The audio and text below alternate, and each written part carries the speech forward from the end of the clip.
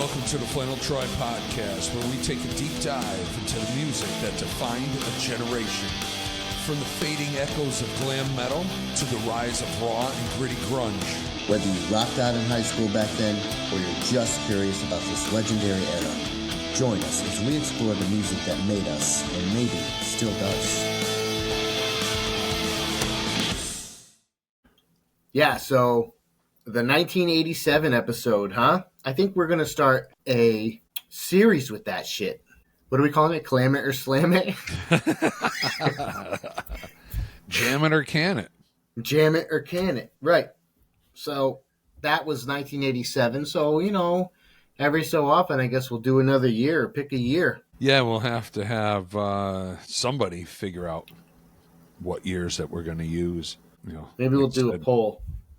I could do that. You know how you get to select a different option? We could do a poll. Right. Yeah. If we can get at least like 2 listeners to follow the show, maybe one of them will know somebody who'll want to do the poll. You need at least 3, because you'll have somebody vote for 1 year, somebody vote for the other year, then you need the tiebreaker. Yeah. Right. So it's like my wife, your wife, and everybody's wife, and one of our kids. Yeah. So I think it's good. I think it went off good. Because I like that we do the bottom 5, too. Because not too many people do a bottom 5. There's some good ones, some bad ones. I got to tell you, doing the bottom 5, some of that shit was painful to listen to just for the 15 seconds that we had it on there. I did enjoy listening to some of them. The bottom 5? Yeah. Not the ones on my list, obviously. Listen, I got to say, your bottom 5, the Peter Cetera song, that song's good. Oh, man. No. Just no. Not at all. Oh, going back 2 episodes, to the Motley episode, Dr. Feelgood, we did have a listener point out that in Slice of Your Pie, Vince says, warm me up, another slice of your pie. Hey. I mean, Google could have told us the same thing, but listener interaction is always better. So it's warm. I can understand where you would hear pour, but it's warm. And it's not cut. No, it's not cut. Warm makes more sense. Yeah. It's still a good song. Fucking sucks. Still.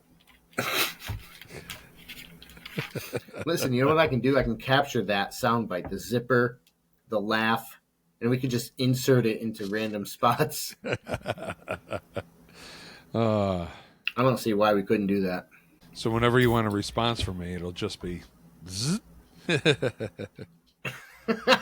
We should have your laugh instead of the girl. I'll work on it for this little piece that we just did. Right. I have to edit it just right. Mm-hmm. So. Yeah. Just Tom fucking laughing with the zipper.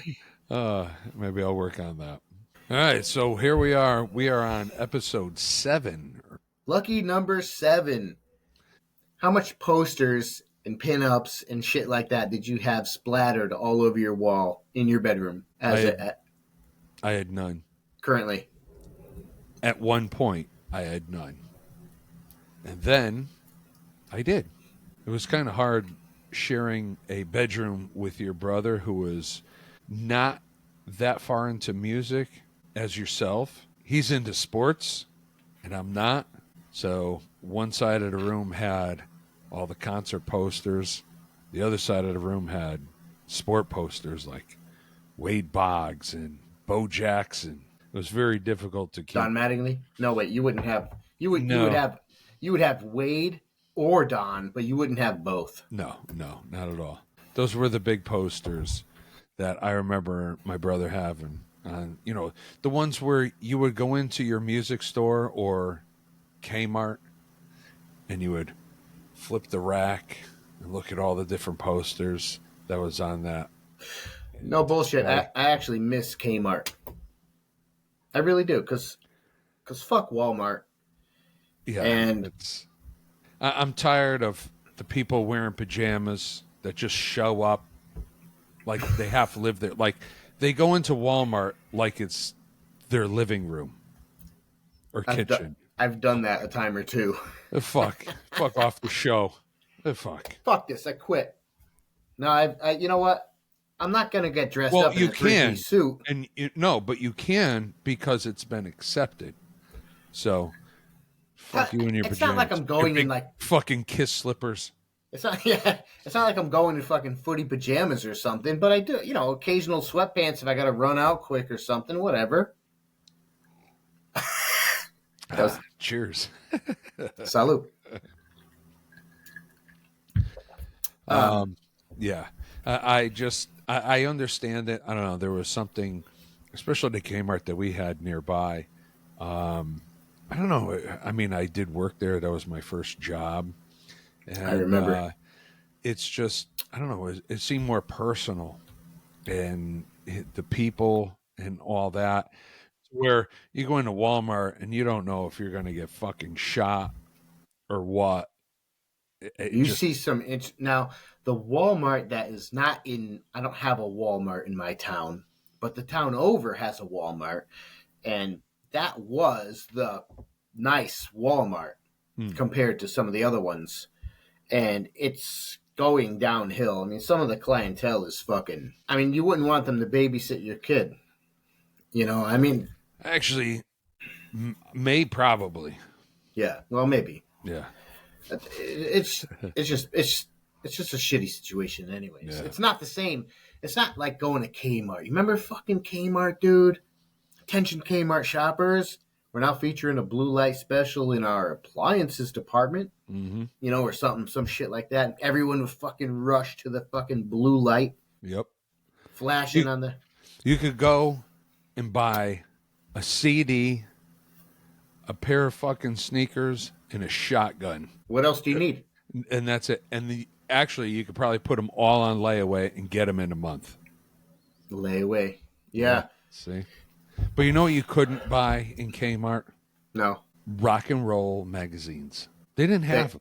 They actually didn't? No. There was no Circus, Hit Parader, Rip, Metal Edge, Kerrang, Spin, Rolling Stone. There was none of those. There was People, Time, Life, all Oh, those. there was tabloids like the Inquirer. Yeah. Oh yeah, yeah. Stuff like that. But the rock magazines just were not in there. I had to get mine. Let's see. I started getting mine out of Brooks Pharmacy. No. That's where I got mine. No, you didn't. Yeah. No. Yeah, I know you got them from Drug City. Because that's where I got them. And I'm telling you, anyone who's local that listens to this podcast, and we know most are, we went to Drug City. That Which is Waterbury.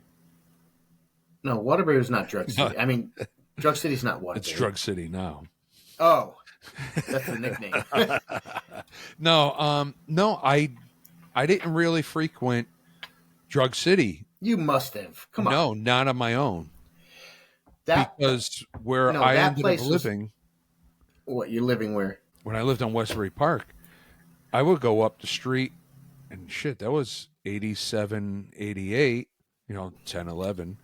I went up to the pharmacy and it was up the street. It was walking distance or bike riding distance for me. So that's where I would go on my own, get a candy bar, soda, and a fucking Rip magazine. Get yourself a fucking Handy. get yourself a fucking chunky, a Fruitopia. No. Oh yeah, Fruitopia. That cream. What was it? New York Seltzer cream. You could still get that.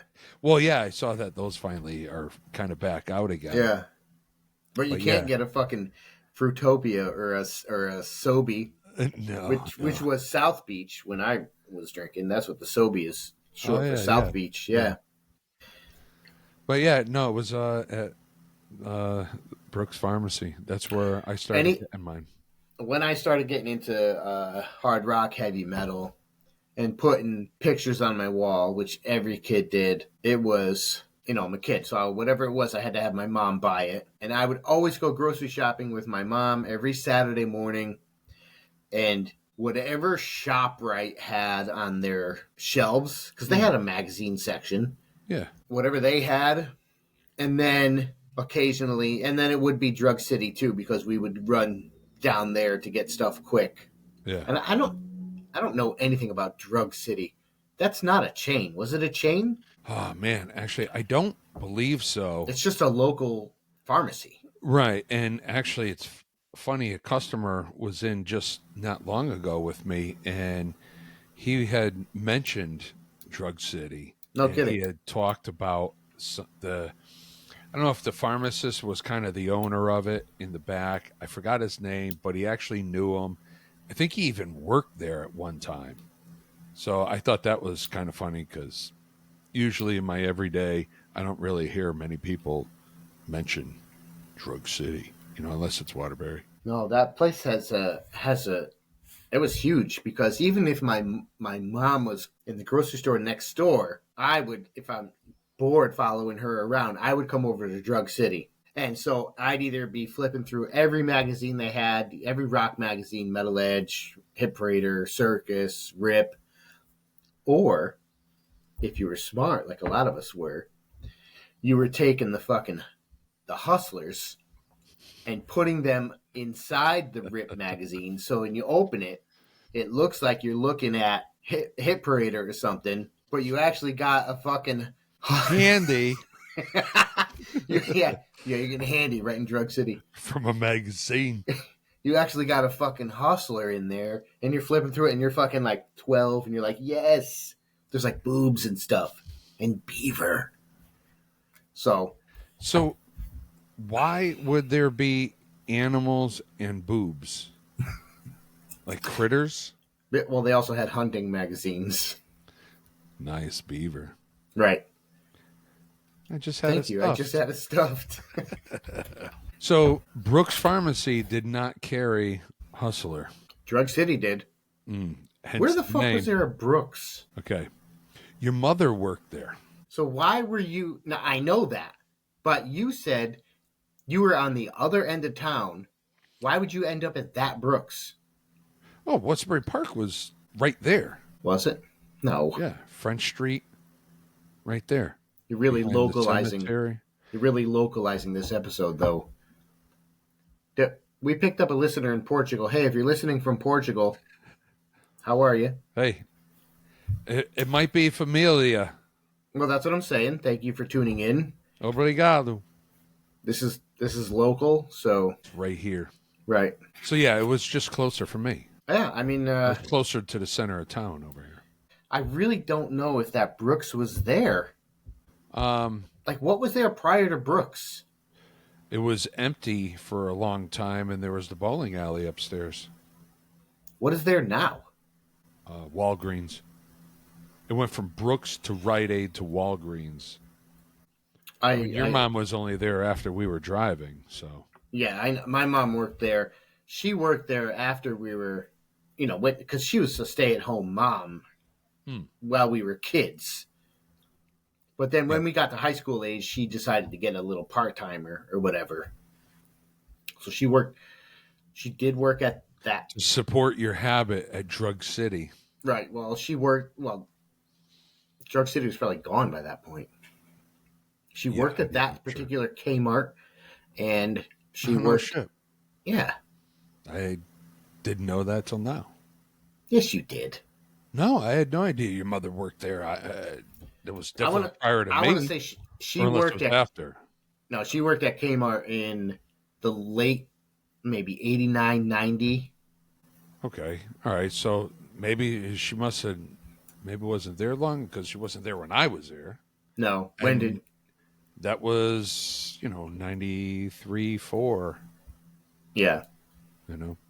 At that time, I worked at Burger King. Right. Yep. And this guy here, your co-host Jay, passes up on opportunities to see Green Day at Toad's Place for like $10. The manager at the time, his name was Barry.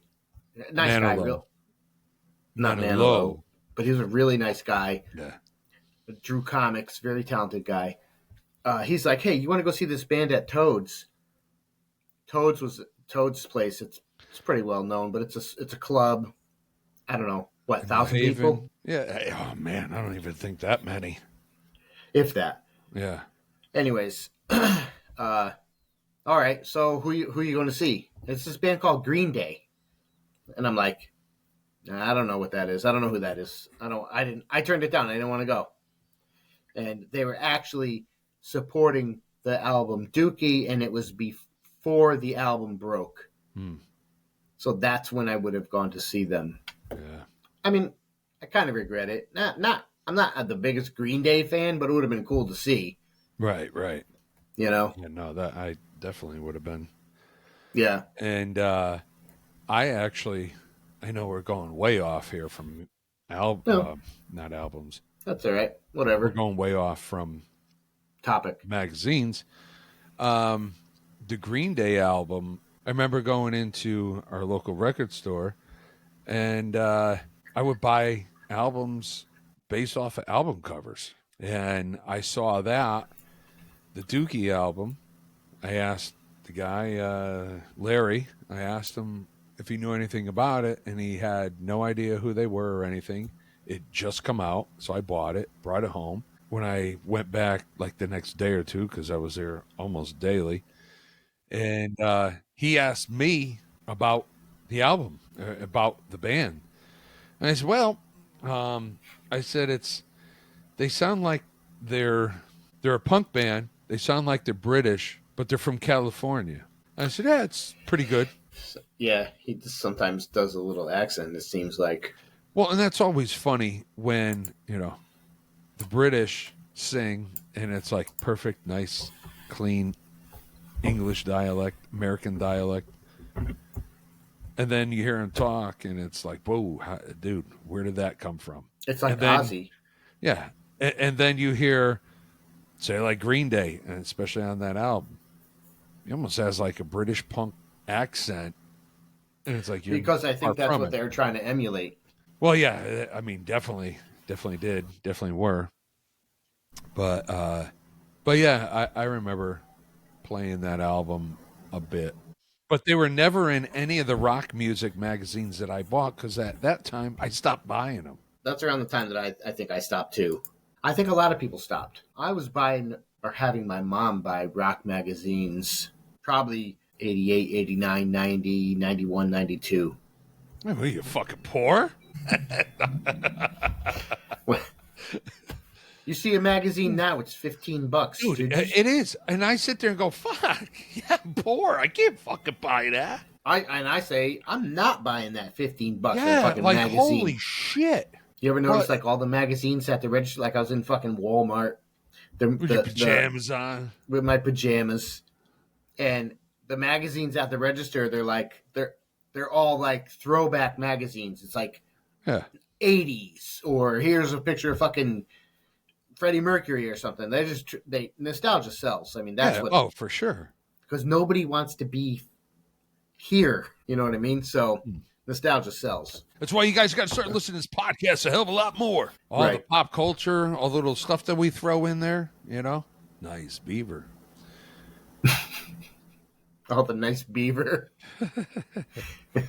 Did you have a favorite magazine, or did you buy the magazine based on the bands that were inside? There was a few to choose from, and I would pick them up and, kind of skim them, see what the content was, what bands are in there, hoping that if this one has, Guns N' Roses and Metallica, and then there's Bang Tango and Enough's Enough and Bullet Boys, I'm not fucking buying that one.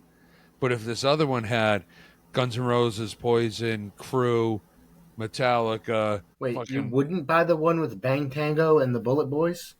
No. When they sang Smooth Up In You, they weren't actually talking about you.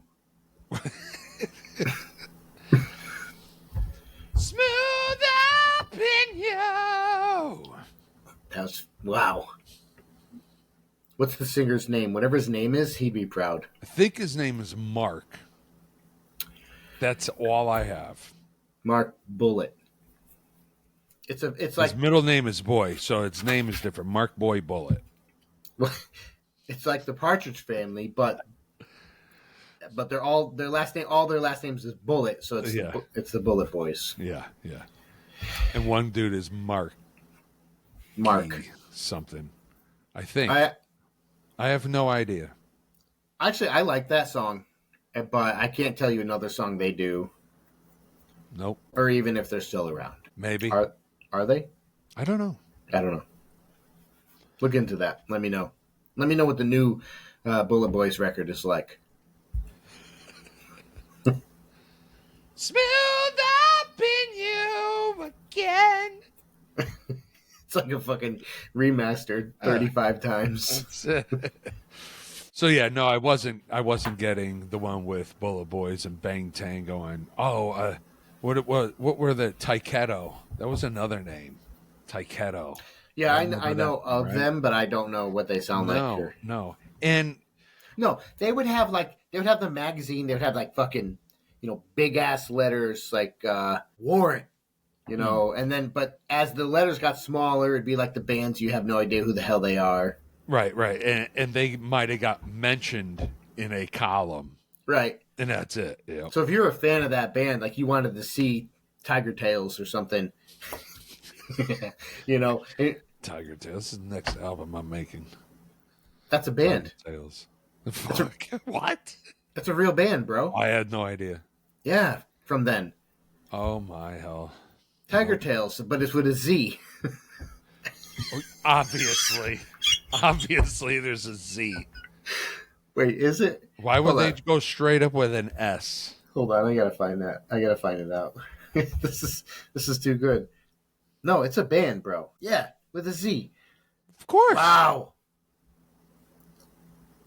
72 albums they put out. Dude, what if they rip? What if they're fucking awesome? Do you guys know who Tiger Tails is? They come out in 1983. Oh, they ought to be good. Yeah, well, what if they're awesome? They could be fucking awesome. Like, I'm not gonna talk shit about them. Oh, they're Welsh. You ever heard somebody speak Welsh? Like grape or strawberry? That's Welch's. Like jam? No, actual Welsh. You ever heard that language? No. It's tough. And that's not the band. Not the band. I don't know. I think they're worth checking out, dude. Is that corn? No, that's Tiger Tails. Oh, look like Dick Tails. Ooh. Dick Tails. Ooh. Dude, they got records. Like, all right, next episode, Tiger Tails. I'm calling out sick that day.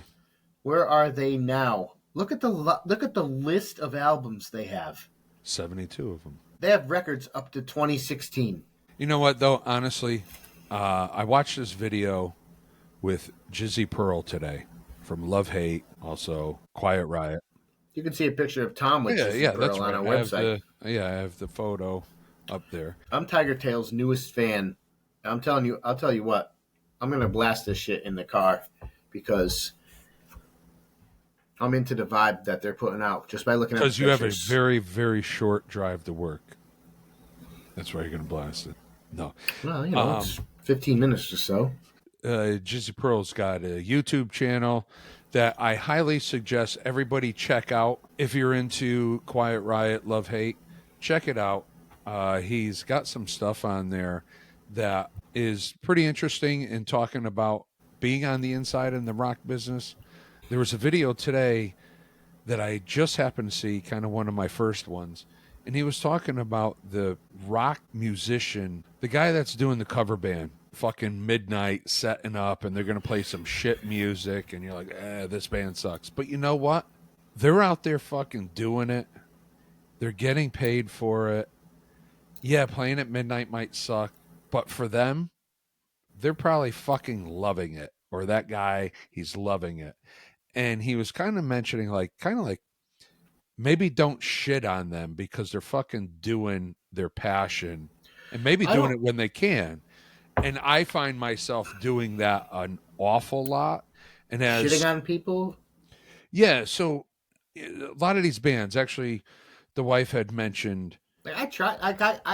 I think I make a conscious effort to not shit on people, especially if they're doing something they love. Right, and I know you give a fair chance, except there's just no way in fuck you're going to listen to Fish anymore.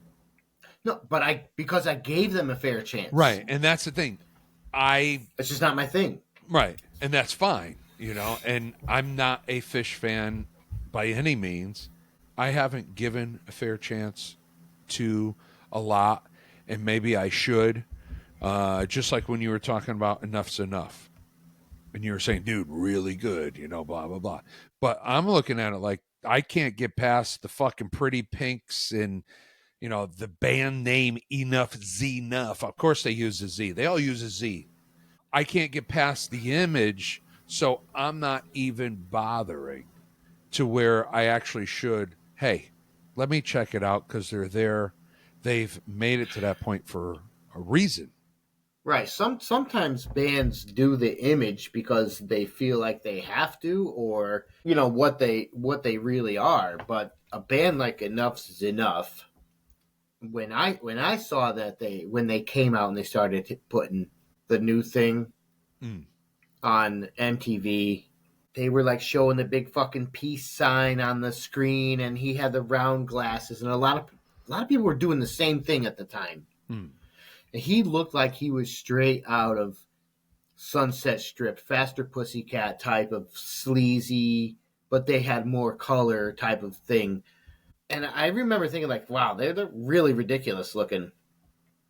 But I can definitely put that aside and say, I just listened to a song. I'm like, do I like the way do I like what I hear? I don't care what you look like.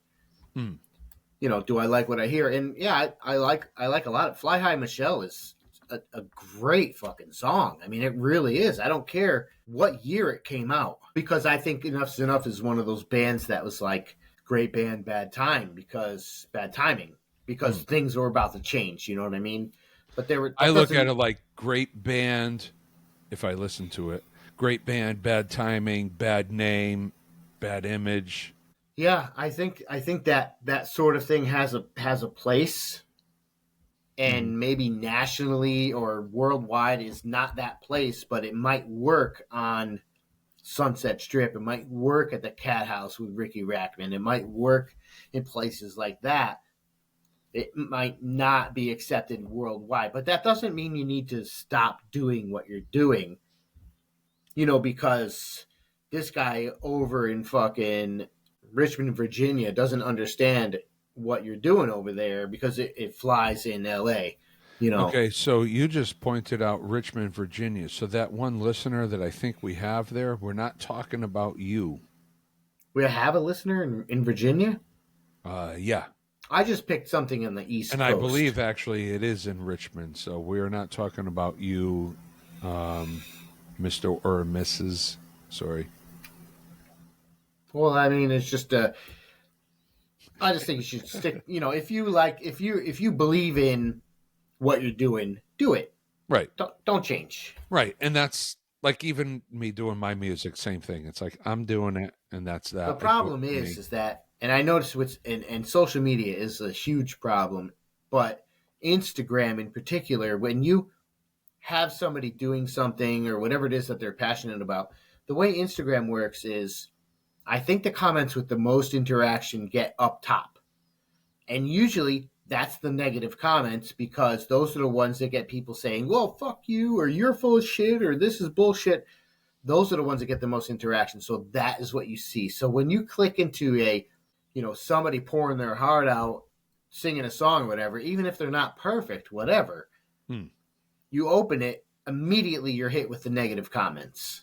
And that's a flaw for Instagram. I think it sucks. Instagram is really toxic in that way. Some people aren't bothered by the negative comments, which is good. You shouldn't be. But sometimes it's disheartening when people go out of their way to be negative. What's the whole saying of, if you don't have nothing nice to say, don't say it at all? No. I was going to say, whatever publicity is good publicity. That type of Well, thing. It depends what you're selling. But yeah, all publicity is good publicity. It doesn't matter what they talk about as long as they talk. That's where you're gaining the traction, and you're getting the views, you're getting the likes. Maybe there's dislikes, but you know what? There's a buzz going on. Yeah. And that's that. It's better than dead silence. Yeah, exactly. Boy, did we digress. Sure did. So my go-to magazines for the most part had been Hit Parader and Circus. Metal Edge, Metal Edge was good. Metal Edge was good because I found that it was a thick magazine. Bad Tom, part of it, Tom loves it thick. yes, What's the bad part of it? half of it was black and white paper newsprint pages. Yeah, some of that. So Some of that I that, didn't like. I yeah. always love the glossy pages Hmm. because you can rip them out. But yeah, that was the one thing with Metal Edge, kind of turned me off. But I would still get it regardless. But Hit Parader was one that I would definitely get, and so was Circus. One of the things with Hit Parader, which I thought was fairly interesting, is it's one of the longest running magazines, starting back in September of 42. Holy shit! And I wasn't yeah, expecting that. I did not think that. First issue was September 16th, 1942. No shit, huh? So in What's that issue go for? I'd like to look into I, that. I and I didn't even get into that to check it all out and stuff. It launched in 42 by Carlton Publications that was based in Derby, Connecticut. Really? Yes, so that was a new one for me. Um, so I do have to read this because I did find this fairly interesting. The magazine's original mission statement as follows: Hit Parader is designed to appeal to boys and girls in school, in colleges, and in the armed forces, and the millions who listen to radio every day, the people who go to movies and dances, the jukebox addicts, the people who buy phonograph records and sheet music for home use, and even the people who whistle while they work. So yeah, I had no idea. I knew it went back, but I didn't know it went back that far. Yeah. I So would have guessed the 60s. So yeah, that's the early years, and it would consist of a lot of lyrics to hit songs of the day, and that remained until 1975, and then there was all this licensing issue and all that shit and how expensive it was. And then going forward, they started doing the interviews and color photos and feature articles on popular rock musicians. But then during the 70s, the transition into hard rock and heavy metal, the British heavy metal wave was starting. It was one of those that I really liked. I liked the logo. Somebody out there, gift me a shirt with the Hit Parader logo, please. Thank you. Was it a cool logo? Like I can't. TIA, thanks in advance. Oh, Yeah, I just thought it was cool. I thought Rip had a cool logo. It was all right. What about Circus? Did you deep dive into Circus, Mag?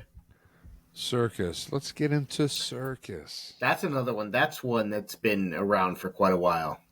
I think that's the next oldest one. That started in 66. You know, one magazine I didn't fucking buy was Rolling Stone. I was never into Rolling Stone because I thought it was more of a political rag than an actual. They cared about music. I've had a couple of Rolling Stone magazines, which I actually have one. I forgot the year anniversary it was. I have it actually over here in my pile, but the cover fucking ripped off of it. Those were actually called coffee table magazines. Is that right? Yeah. So Like Rolling Stone, Billboard, yeah, those were big. Goldmine. You'd find them on your coffee table, or in your barber shop on the table. But yeah, those were coffee table magazines. They were big. I really don't think I ever bought an issue of Rolling Stone. They had a fucking hard on for Kiss. So I think I would buy, if Kiss was on the cover, I would guaranteed pester my mom until she bought it. Mm, I wouldn't say I would guaranteed buy it, but I would definitely pester her until she bought it for me. yeah. And they did not like, whoever was in charge of Rolling Stone, they just didn't like Kiss. So fuck them. But they seemed more interested in like shit that I wasn't interested in at the time, more political shit. I still don't give a fuck about politics, but I mean, they were really more into that type of stuff, and I didn't care about that stuff. Editorials. I think they did finally put Kiss on the cover of Rolling Stone years later. I still didn't buy that. For me, Metal Edge was really really good. I love Metal Edge. I know that magazine came out. Its run was 1985 to 2009. Yeah. I think somebody revised it because let's face it, there's really no more magazines.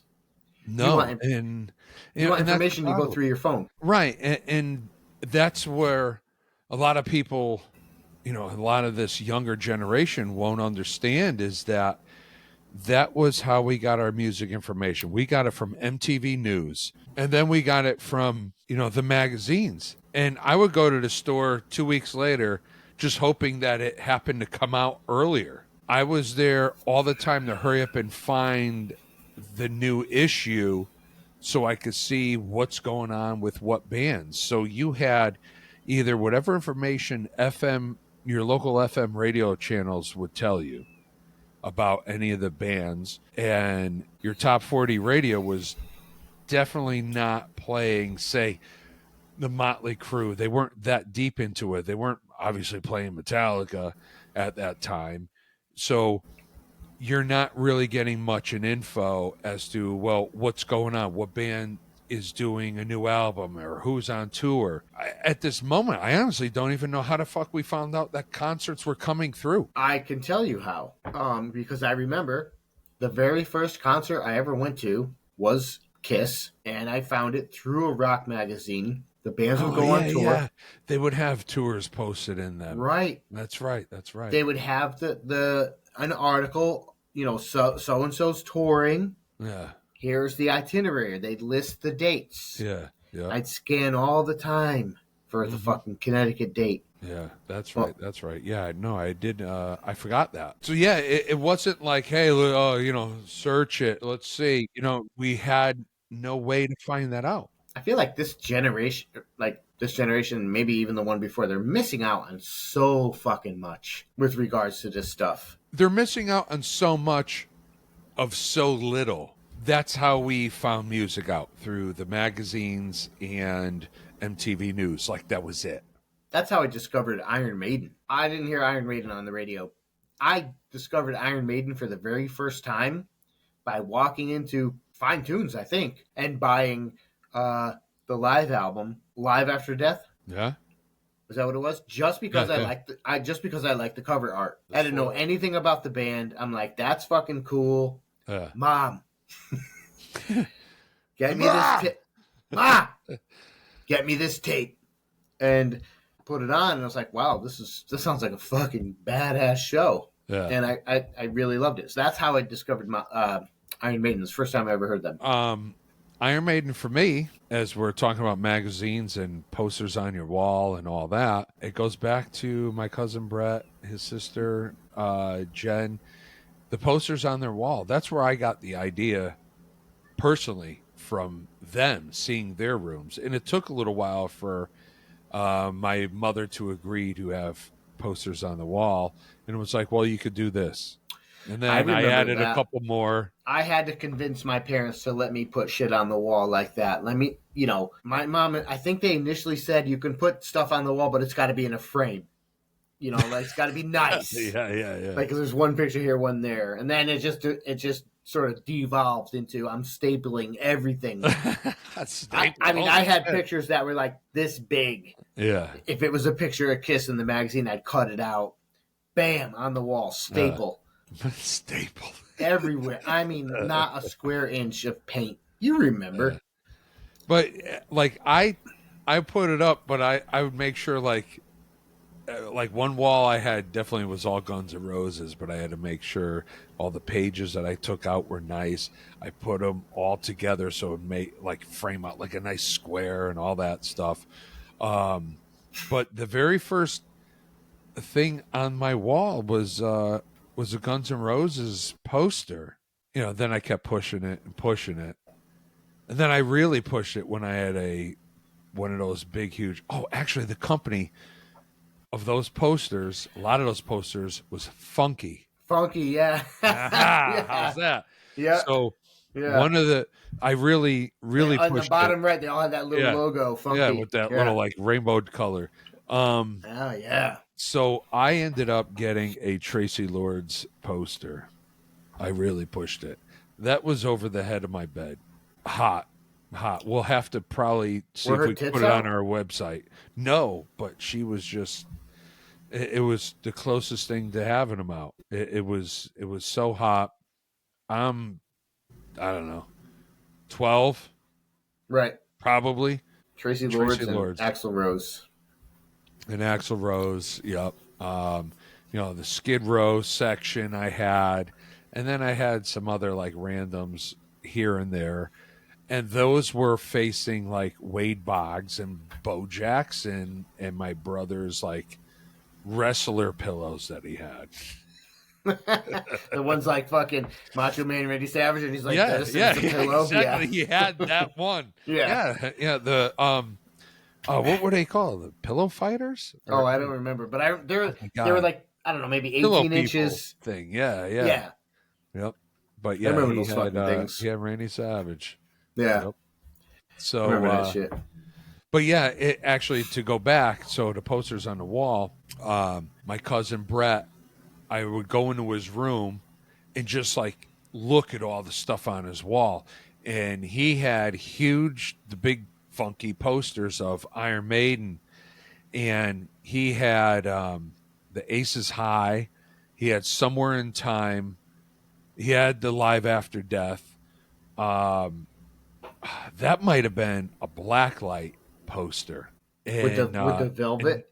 yeah, and he had Number of the Beast. I remember those, and I'm gonna confess this right now. I had no fucking idea how you say that name because of their type font. What, Maiden? Yeah, Because it looked like an I X. yeah. So I looked at it, I read it, Iron Maxidon, and my wife says I'm a fucking idiot, but I'm pretty sure she But that's didn't not in listen relation to to it that. then. She just says that. Yeah, Yeah. exactly. But she thought I was fucking stupid. And then the other, no, I'm sorry, not on that one. The other band on the wall, I read it as Metallica. Sorry. I had no That's fucking fucking clue who dumb. the fuck Metallica was. I never had heard the name. So I'm reading the posters, the pictures from magazines that he had up. And, it's written in the little font in the corner of the picture. And I read it, Metallica. And Didn't he correct you? Did you ever no, say it out loud? I never did. When nobody was home, because we were living there at the time, it was like walking through an art gallery, and I was looking at all these different pictures on the wall and stuff, and I was like, oh, and Iron Maxidon and Metallica. It's like, wow, these are some fucking crazy bands. Don't know who they are. Right. Yeah. Well, now you know. Actually, the way Metallica sounds today, might as well call them Metallica. Metallica. The Load album, Metallica. The Load album was almost 30 years ago. That's fucking crazy. Yeah. Crazy. It's 27 years ago? 28 years ago? Damn. So the first issue of Metal Edge, which I like Metal Edge, it did have a lot of the newspaper print pages. But I got to tell you, if it was a picture of Kiss, I was cutting it out and stapling it to my wall. So even if it was black and white newspaper print, on the wall I it went. avoided them. I had to avoid them. I really had to. On the wall it went. Yeah, I had to avoid the black and white. The only thing that would piss me off in any magazine is when they laid a picture down and it was backwards. Oh yeah, it was in reverse. Yep. You can tell right away it's backwards. Yep. How, like, if you're involved in editing a magazine, Slash is not a left-handed guitar player. Like, can come you on. somehow contact us and let us know how that fucking happens? Like, how do you make that mistake? Exactly. I found that to be very annoying, and it would happen every so often. And with Kiss, if they're in makeup, you can tell right away because Paul Starr's on his wrong fucking eye. Mm-hmm. there's suddenly left-handed guitar players. Like, how do you fuck that up? So I used to hate that. Exactly. But Metal Edge, the first issue came out in '85. I wasn't buying shit, but it ran until 2009. Now, Rip, if you want to talk about Rip magazine, if you remember Rip, you remember the editor, Lon Friend. Oh, yeah. Yeah, where he would have the segment on Headbangers Ball, Friend at Large. Yep. So he would interview bands and shit like that. This guy was a pretty big deal, come to find out. Yeah, he was kind of all over for a bit. Well, he had a big hand in that sort of thing. But if you remember, he was there. He did a year and a half of Life of Metallica with them. Yeah. That's pretty huge. And Matare Crew. right. And come to find out, he showed for the first time ever the cover art for the Black Album That does sound right. on Friend at Large, even though it's just black. Yeah. But it's got the logo and the snake. And if I remember correctly, it was a little brownish in color. I didn't pull it up to look at it. Yeah. But I kind of remember that. But he showed that on Friend at Large, which was a segment on Headbangers Ball. Rip was a big magazine. Well, Lon Friend was he was the senior editor for Hustler magazine. Mm-hmm. So come to find out, Rip magazine is a Larry Flint magazine. Yes, it is. Which I actually didn't know. And it happens to be their first non-pornographic magazine. Yeah. So Lon Friend was the senior editor for Hustler. He was the executive editor for, is it Chick or Chic? Yeah, I don't know. I don't know. It's one or the other.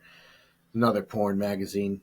Mm-hmm. But he did that. So then I guess they had the idea to expand because that the rock and metal scene, glam metal is taking off. So let's try to cash in on that. Here comes Rip magazine. Lon, you're gonna spearhead this thing. So in December '86, issue number 1 of Rip magazine comes out. Ozzy on the cover with somebody I don't recognize, and it looks like, and they're spliced together because there's no Photoshop. So it's Ozzy on one side, and somebody with a mohawk on the other side of who I don't know. But for me, I was probably buying them late '80s. Right. Yeah. Same here. If Kiss was in there, I was buying it. If they were on the cover, I was guaranteed getting it. Had to get it. And oftentimes I would get, or there would be a special edition of a magazine. You ever see that? A special edition, and it's like the entire magazine is your favorite band. So it'd be like a Guns N' Roses special. Occasionally there'd be a Kiss special. Right. So I'd get that. Did you know Rip was the first magazine to feature a cover story on GNR? No, I don't think I did.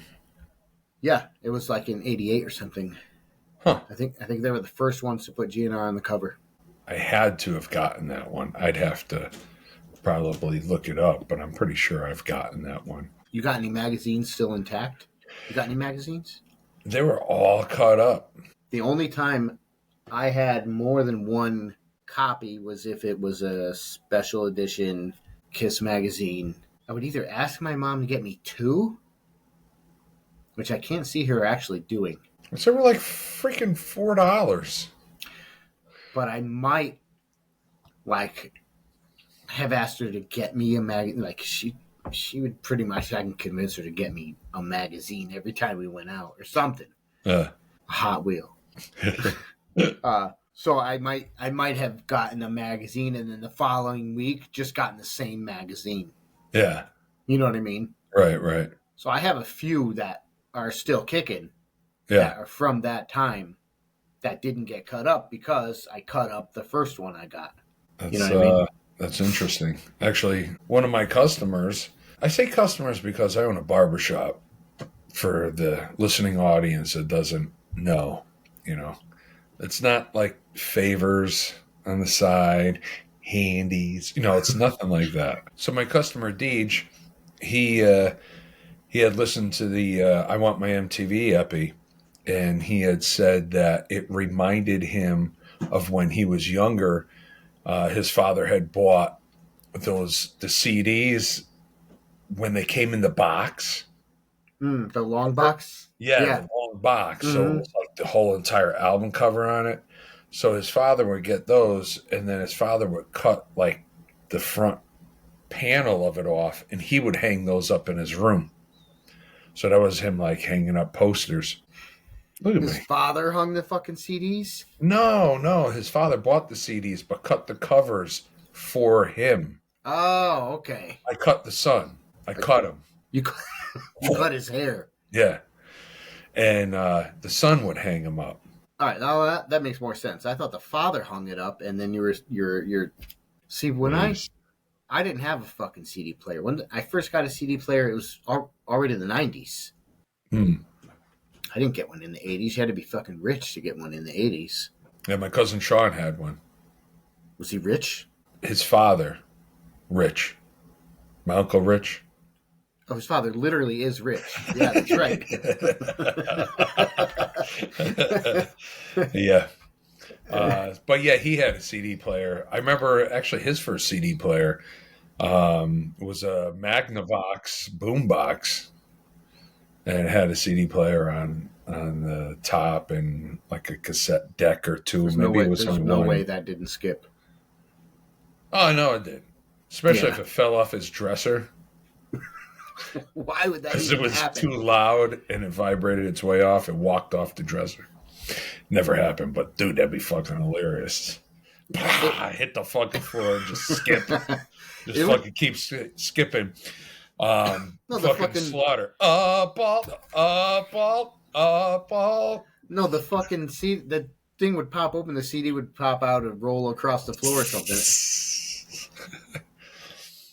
Hey, you hit the open button on the CD deck and the CD's still spinning. Stop it. Yeah, I remember that. Mm-hmm. Yeah, I remember first getting a CD player. It was an independent CD player, like a DVD player would be. Oh, yeah. Because I had a fucking in my room. Do you remember? I had the big old stereo with the fucking tall speakers. I think everyone had that. Had the record player on top, 2 cassettes. Yeah. You just hooked it up, plugged it into the back. You know what I mean? Right. You'd have to hit auxiliary, and then that would turn on whatever was plugged into the auxiliary switch. I'm trying to figure out what I was playing CDs on. That's what I had. But it wasn't until, I want to say, 92 or even later when I got a CD player. I can't remember what the hell I played CDs on because I lived in a cave at the time. I had but I had a CD player at the cave, but I can't remember purchasing it or anything. I really can't remember how I got it. I would end up recording. I still had blank tapes because the tape deck in the Mustang. So I would record my CD, put it on the tape, and put it in the car so I could listen to it. CD quality on a Maxell. Didn't make any difference. Nope, not at all. Yeah, I remember that shit. Yeah. I remember that. But yeah, I remember the CD player, but I just, honestly, it's killed me. I can't remember I got it. I don't remember buying it. I was too fucking cheap to do that. Maybe I wasn't. I don't know. Maybe I was rich. I remember having the fucking Discman, and then you put it in your car. Oh, with the cassette tape. Yeah. Connector. Yeah, you plug the thing into the Discman, and you put the cassette thing into your tape deck, and it would play the CD. That's high tech. But that would skip like a motherfucker, too. You had to press you had to click the button over for the no skip or something, right? I don't know, It was but like if it a little- was, would you ever turn that off? Right. It was like, why is that an option? Just don't fucking skip. Right. It's like, well, I'm okay with a few skips now, so we can turn this off. You know, stupid. So, anyways, Rip Magazine. It went until actually it was real hard to find like when it stopped, when the last issue of Rip Magazine was. I was having a hard time trying to find Rip Magazine, period. Yeah, it's tough to find it, but the magazine was pretty successful. But what I did find was an article from the LA Times, and the article itself is from November of 1996. You could find Rip Magazine their social page. They have shit like that. I don't know who's running it or who. Well, and that's the thing. That's nice that a lot of these magazines, they're online now. I Well, haven't they try to really. revive the name, Yeah, but I don't yeah. know who's behind it or what info they're putting up because I don't know what bands. I don't know. With Matt Pinfield, I just and heard an interview with that guy. He's a pretty decent guy. well, he purchased the rights to Hit Parader and Did he? resurrected Hit Parader as a production company. He ended up putting something together with it, and it was like some sort of like series called Paradise City, and it's got like Bella Thorne, which is she's kind of hot. It was on Amazon Prime. I looked it up quick. It looked stupid. I didn't even read anything. They were looking to do a second season. Obviously, it never even happened. But way to go, Matt Pinhead Field. Some podcast just had him on. I actually don't remember which podcast it was. They just had him on not that long ago, and he's Martha Stewart has a fucking documentary apparently. Just so On you Yacht know. Rock. No, just on herself. Imagine doing a documentary on yourself. I don't know. Fucking loser. I don't know if that's the case, but there's one about her. Just so you know. They had an interview with Matt Pinfield, and he seems like a decent guy, like somebody I'd like to shoot the shit with. So I couldn't find the last issue of Rip magazine. I did find that article from the LA Times.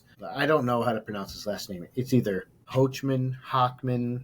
His name is Steve. Ho Chi Minh? Yeah. Steve Ho Chi Minh. But the article's from November 96, and it's called Rip. So it's the end of the magazine, like R.I.P. Oh, okay. Yeah. You know, rest in peace, Rip magazine. Yeah. But that article's from November of 96. Huh. So what, the magazine lasted 10 years? That. So he basically says the reasoning is that Rip magazine is unable, now this is a quote from the article, unable to compete with Spin and others on that alternative rock ground. So Spin magazine, and I guess the magazines that were out, although Metal Edge lasted till 2009, Jeez. when it ended up into grunge and shit like that, and then they started putting like you'd see Poison on the same cover with like Pearl Jam and stuff, and it just seemed weird. Yeah, magazines were off my radar at that point. I was too busy buying gas for $1.10, so I wasn't buying magazines. I was buying CDs that were $25 fucking dollars. That's what I was busy doing. And I wasn't buying many of those. Dude, $25 for fucking CDs. That's a lot. Man, I really don't remember that. Yeah, that's a lot. Because a cassette tape, we were getting them on average $8 to $10. Maybe even 11. 12 was holy shit. But yeah, CDs were 20 to 25 fucking dollars. And that's going to be in an episode when CDs start dying out. And I think because CDs were so fucking expensive, people are like, fuck this. I'm not going to buy it. I'm going to fucking steal it or burn it. No, I think that's another episode. But we actually have that listed as a potential topic for an episode. With how it went from records, tapes to CDs, and then and I don't know that it had to do with the price. I think it just had if you have the option of paying for something or getting it for free. Well, I think we're going to have to really look into it. And I know, what was it? System of a Down put an album out at one time, and the CD looked like a blank CD. There was no album cover or artwork, and it looked like it was like one of their master discs, and they just wrote System of a Down, and it was steal this album. And that was it.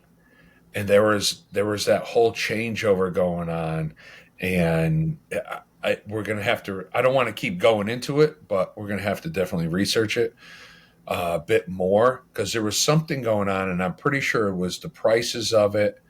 But then at the same time, these bands are putting out crap. So you're buying an album for $20, $25, and there's one good song on it. There was a change going on in the industry, not because of grunge, but there was something happening, at that particular point. And I think I got to do my research and start with that System album. Yeah, do that, because I don't know anything about that, actually, and I'd like to hear some examples of albums that were put out at that time. They're trying to get $25 for a record or an album and one or two good songs. I mean, that was kind of the case with a lot of records, though. Well, right, but I there was something with it was just getting worse and worse. It's a gray area for me. I think what changed is the consumers too. Didn't you have Larry from Fine Tunes tell you a story about the kid who fucking threw the booklet in the garbage? And yeah, he had a CD Walkman, and he ended up purchasing the CD, and right after he bought it, he took the jewel case and everything and threw it out in the garbage in the record store, put the CD in his Walkman and walked out. Yeah, that's a change in the consumer, and I think that there was a lot of that going on. I think that had a huge hand in it. Less of a people that want to get involved in the music scene. Instead of being the foreground, it was the background, the music. That's the magazines. Nothing else in there, right? Nothing else. It was just you listened to it. That was it. It was, I like this song. That's it. There was no interest in the artwork and the album cover and so on, and who was involved. And I think a lot of that, for me, anyways, a lot of that has to do with because the music just wasn't interesting. I think you had all these bands that were real image conscious, so seeing them in a magazine or hearing what they had to say was exciting, and it sort of shifted away from that. And of course, Marilyn Manson was exciting to look at, but later on, a lot of that shit with his clothes off, whatever it was, he was doing something, at least putting on a show. I think a lot of the shit that came in was just not interesting, and it might have been good if you like that type of stuff, but to mass media produce it wasn't interesting. Right. That's what I think. Right. So magazines died out because nobody wants to look at the bands or whatever, especially for our generation, because the 80s and just going into the 90s, people plastering their walls with this stuff, because I don't think prior to that your parents would let you do it. But then you see pictures of people's rooms from like the 80s and stuff, and they all had it. So it was that time, and it all came from the magazines and like poster racks in Kmart, or wherever. Teen Beat. I'm not buying that shit. No. Tom bought it though. No, not at all. But you need to tell us what you purchased. What magazines were you interested in? What magazine did you like? What was your favorites? What was hanging on your wall? What bands did you have hanging up? Were you even allowed to? You need to let us know. You need to let it. You need to sled us. You need a slice of lettuce. Prior to rock, I fucking loved. I used to love ninjas. I used to get those martial arts magazines all the time. Oh my god, that sounds horrible. No, I used to really be into like. Come on, did you ever see Ninja? Horrible. Did you ever see Ninja 3: The Domination? No, isn't that the one and only movie? No, there's 3 of them. No. maybe there's 4. I don't know, but it's at least 3. I was really into that shit. No, that was before rock. I would ninja posters. No. Whatever. So Tom, go for one take. Try to do it in one take now. What's the email? All right. You can reach us at flanneltribepodcast@yahoo.com. I don't even check it, so reach us. No, I check it. Good. It's in there. All right, that's good. You can reach us at our website, which is www.flanneltribepodcast.com. You can see us on our socials. What? You only said 1 or 2 W's.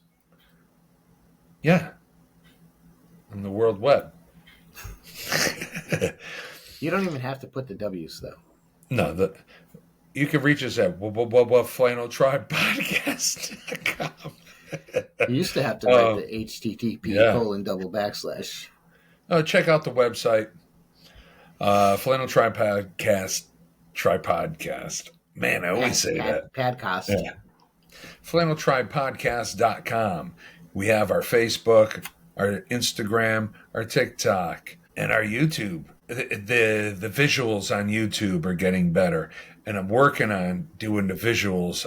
I'm working on getting the video on Spotify since that's now allowed for podcasts. Is it? Yeah. So I was just starting to get into that today. So hopefully upcoming episodes, we're going to have our video through Spotify also. So you can see our ugly asses and the visual jokes that we keep forgetting. We are talking to the visually impaired audience. I didn't actually. I had no idea Spotify did that. Yeah. So you learn something new every day.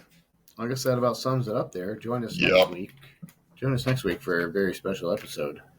It's going to be very special. It's going to close out our year. Our very special Christmas episode. Karima. No. Holiday episode. Merry Christmas. Happy Hanukkah.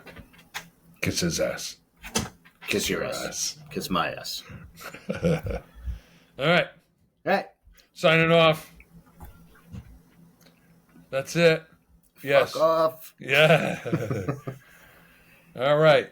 You, for the next week, take it sleazy. Shake it easy. That's it.